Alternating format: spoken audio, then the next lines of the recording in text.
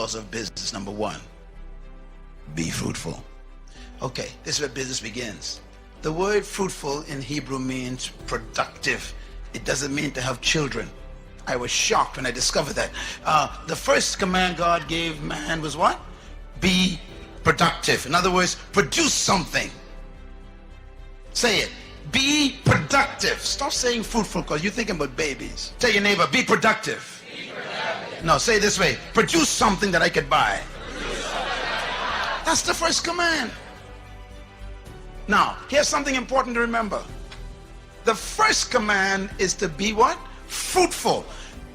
The first command should have been be seedful, because fruit is a result of seed. You can't have fruit unless you have a seed that has a tree that bears fruit. God ignores the entire first step. Look at me, man. Just get deep now. God said, look, I even ain't gonna talk about seed. Oh, you still ain't got it. Listen, when God demands something from you, it exists. So the demand for fruit is a presumption that there is seed somewhere. The number one reason why there's poverty in North Tulsa is not because of a lack of investors coming in, but a lack of productivity inside. Listen. Here's how you measure a nation's wealth. Listen carefully. A nation's wealth is measured by 3 letters, all nations. Gross national productivity. In other words, if the nation ain't producing, they call it poor in the UN. Money doesn't make you rich. Productivity does. That's why China is one of the biggest threats right now. Even though they may be poor, they are producing. What do most people in the North Tulsa do? Consume. You keep going to the bank to borrow money to buy stuff that isn't productive. I mean, if you're going to buy a vehicle, buy a truck so you can become one who collects garbage to produce a business. Don't buy a car to drive around in. That ain't productive. The command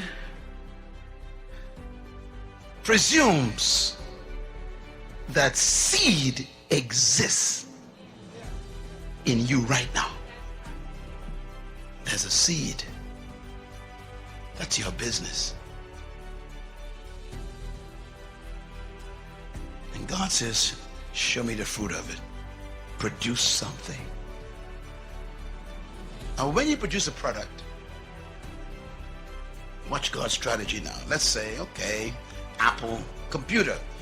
Stephen Jobs quit school because he had an idea. Everybody say idea. That's your seed. Your seed is the idea that won't quit. This guy had an idea. He went to visit a plant to see a computer. And he went and he saw this computer, and the computer was big as half of this room. He looked at it, he says, why can't they reduce that to the size of a desk? And he walked out. And he kept seeing visions of that great massive computer the size of a room on a desk. I wonder what you see that won't leave you alone. Write this down. Every problem is a business. I'll say it again. Every problem is a business. One man see bare feet, that's a problem. The other one see a shoe company, that's a business. One man see a hog island, that's a problem. Another man sees a resort, that's a business. Produce your seed. Produce your fruit. And then the second command, multiply. You know, when you produce a product, then you got to reproduce it. If you cannot reproduce what you've produced, you're going to be poor. One of the keys of successful business is being able to reproduce your product 1,000,000 times more.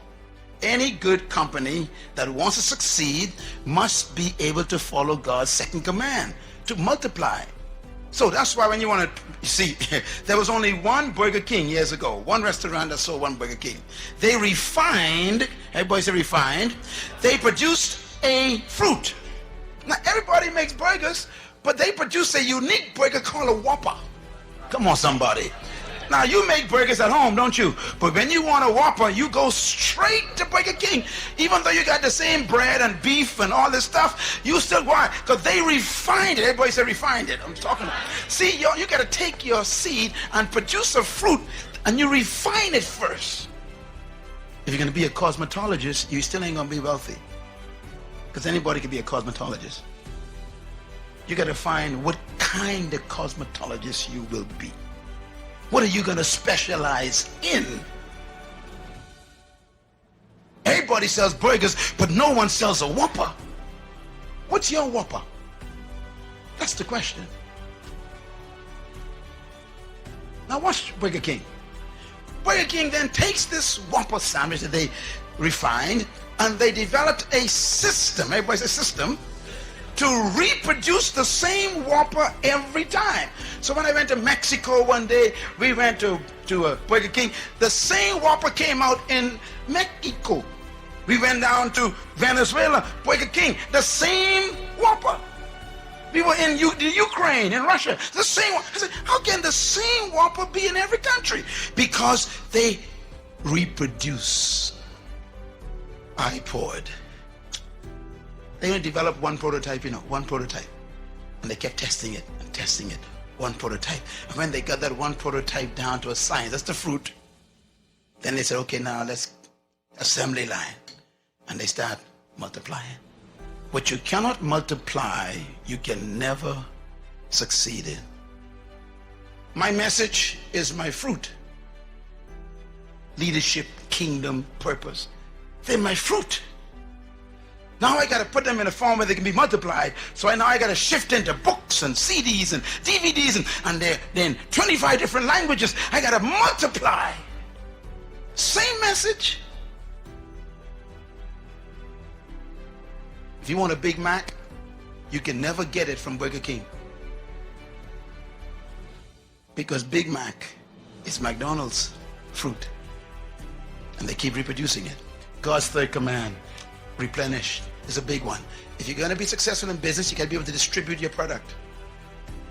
You got to develop a distribution system. Okay, Walden, bless his heart, had one store. He said, okay, I got my fruit.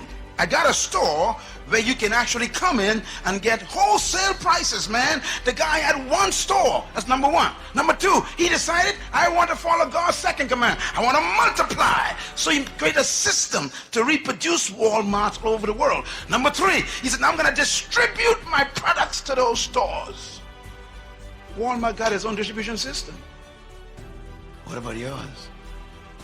And God's fourth command, business, subdue. Subdue means you control the market. To subdue means to control. If you do not control your market, you will die poor. Simple, isn't it? Bill Gates was so successful in following God's commands that Congress had to call him in. Remember?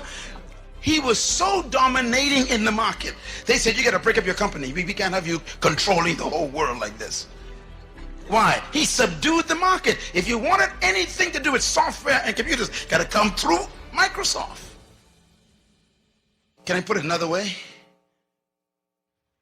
Subdue means when anybody wants a product like yours, you're the first one they think about. Subdue.